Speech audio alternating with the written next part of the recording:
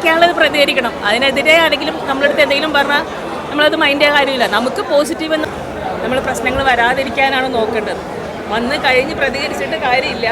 വരാതെ നോക്കുന്നത് നമ്മുടെ ഓരോരുത്തരുടെ ഉത്തരവാദിത്തമാണ് എന്നാണ് എനിക്ക് പറയാനുള്ളത്.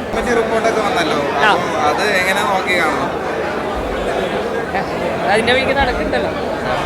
അല്ല, അപ്പൊ അതിന് ചേച്ചിയുടെ ഇപ്പം പണ്ട് ഉപ്പും മുളകില്ലാത്തതാണെന്ന സംഗതിയെ കുറിച്ച് തന്നെ വ്യക്തമായിട്ട് അഭിപ്രായം രേഖപ്പെടുത്തിയ മാതൃകയായ ഒരു ആക്ട്രസ് എന്ന അർത്ഥത്തിൽ ഇപ്പൊ കമ്മിറ്റി റിപ്പോർട്ട് പഠനം നമുക്ക് പറയാനുള്ളത് എവിടെയാണെങ്കിലും നമുക്ക് തുറന്നു പറയണം. നമ്മൾ എന്തും സംഭവിക്കുന്നതിനേക്കാൾ മുന്നേ സംഭവിക്കാതിരിക്കാതെ നോക്കുന്നതാണ് നമ്മുടെ കയ്യിലെ.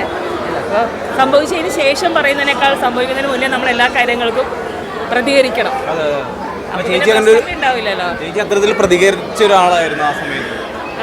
അപ്പൊ അതിനെതിരെ ചേച്ചി എന്തെങ്കിലും നടപടി ആരെങ്കിലും മുന്നിൽ നേരിട്ടിട്ടുണ്ടോ? ഏതാ അത്തരത്തിൽ എന്തെങ്കിലും പ്രതികരണങ്ങൾ പറയുമ്പോൾ നമ്മൾ പ്രതികരിക്കാനുള്ളത് പ്രതികരിക്കണം. അതിനെതിരെ ആരെങ്കിലും നമ്മളടുത്ത് എന്തെങ്കിലും പറഞ്ഞാൽ നമ്മളത് മൈൻഡ് ചെയ്യാൻ കാര്യമില്ല. നമുക്ക് പോസിറ്റീവ് എന്ന് പറയുന്നത് നമുക്ക് ശരിയെന്ന് തോന്നുന്നതുമായ എല്ലാ കാര്യങ്ങളും നമുക്ക് പറയാം. ഇല്ലേ? പ്രതികരണത്തിൽ ഉപരി ഇവിടെ ഒരു ഗുണ്ടാ സിസ്റ്റം എന്ന അർത്ഥത്തിൽ 15 പേരുടെ പവർ ലോബി നിൽക്കുന്ന തരത്തിലാണല്ലോ. ഒന്നും അനങ്ങാൻ പറ്റുന്നില്ല. ജീവനെ ഭീഷണിയാവുന്ന ഒരു തരത്തിലേക്കുള്ള കാര്യങ്ങളാണല്ലോ മുന്നോട്ട് വന്നുകൊണ്ടിരിക്കുന്നത്. അങ്ങനെയുള്ള കാര്യങ്ങളിൽ എനിക്ക് സംസാരിക്കാനില്ല. കാരണം ഞാൻ എപ്പോഴും എല്ലാ കാര്യങ്ങളും ചിന്തിക്കുന്നതും പ്രവർത്തിക്കുന്നതും മുന്നോട്ട് പോകുന്നതും എൻ്റെ ശരികളും എൻ്റെ വീട്ടിൽ നിന്ന് എന്നെ വിട്ടിരിക്കുന്നത് ഇങ്ങനൊരു. അപ്പോൾ അവരെനിക്ക് തന്ന കുറേ നല്ല കാര്യങ്ങൾ ഉപദേശിച്ചു തന്നതും പഠിപ്പിച്ചതുമായ ഞാൻ വളർന്നതുമായ ഒരുപാട് കാര്യങ്ങളുണ്ട്. അത് വിട്ട് ഞാൻ എവിടെ ചെന്നാലും ജീവിക്കില്ല എന്നൊരു ഇത് എൻ്റെ മനസ്സിൽ എപ്പോഴും ഉണ്ട്. അപ്പോൾ പുറത്തിറങ്ങി കഴിയുമ്പോൾ ഞാൻ ചെയ്യുന്ന ജോലി സ്ഥലത്ത് എനിക്ക് എന്ത് പ്രശ്നങ്ങളുണ്ടായാലും ഞാൻ എൻ്റെ ഫാമിലി അപ്പം ആലോചിക്കും. ഇല്ലേ? അപ്പോൾ ഞാൻ കാരണം അവർക്ക് നാണക്കേടൊന്നും ഉണ്ടാവാതെ നോക്കുക. പിന്നെ നാളെ എനിക്ക് ആരുടെയും മുന്നിൽ തലകുനിച്ച് നിൽക്കാതെ നോക്കണം. അല്ലേ? അപ്പോൾ അതിനൊക്കെ നമ്മളെ സ്വയം പ്രൊട്ടക്റ്റ് ചെയ്താൽ നമുക്കൊരു വിഷയം ഉണ്ടാവില്ല. നമുക്ക് നോ പറയാനാണ് ആദ്യം പഠിക്കുന്നത്. ആരെന്ത് പറഞ്ഞാലും നമുക്കത് ശരിയല്ല എന്ന് തോന്നിയാൽ നമ്മൾ അപ്പോൾ തന്നെ നോ പറയാം.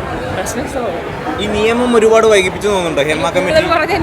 ഹേമ കമ്മിറ്റി റിപ്പോർട്ട് വൈകിപ്പിച്ചതിൻ്റെ ഒരു കാര്യം കാരണം വെച്ചാൽ പാർവതി തിരുവോത്ത് എന്ന് പറഞ്ഞ നടി പറയുന്നൊരു സ്റ്റേറ്റ്മെന്റ് ആയിരുന്നു.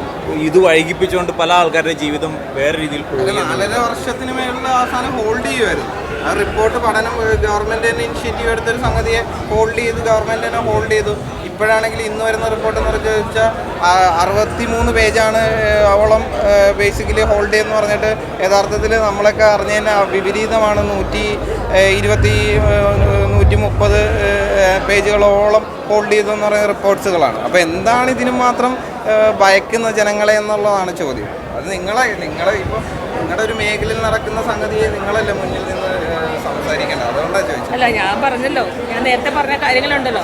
നമ്മൾ പ്രശ്നങ്ങൾ വരുന്നതിന് മുന്നേ തന്നെ നമ്മൾ പ്രശ്നങ്ങൾ വരാതിരിക്കാനാണ് നോക്കേണ്ടത്. വന്ന് കഴിഞ്ഞ് പ്രതികരിച്ചിട്ട് കാര്യമില്ല. വരാതെ നോക്കുന്നത് നമ്മുടെ ഓരോരുത്തരുടെ ഉത്തരവാദിത്തമാണ് എന്നാണ് എനിക്ക് പറയാനുള്ളത്. പിന്നെ ഹോൾഡ് ചെയ്ത കാര്യം അതൊക്കെ അതിൻ്റെ വഴിക്ക് നടക്കുന്നുണ്ടാവുമല്ലോ. എന്തായാലും എല്ലാം ഒരിക്കലും നമുക്ക് ഒരു കള്ളം ഒരുപാട് കാലം മൂടി വയ്ക്കാനൊന്നും പറ്റില്ല. സത്യം എപ്പോഴാണെങ്കിലും പുറത്തു വരും. ഇല്ലേ? പിന്നെ നമ്മളെല്ലാവരും പ്രായമായിക്കൊണ്ടിരിക്കുകയാണ്. നമ്മുടെ ഈ വീറും വാശിയും ശക്തിയൊക്കെ എക്കാലവും ഉണ്ടായെന്നും വരില്ല.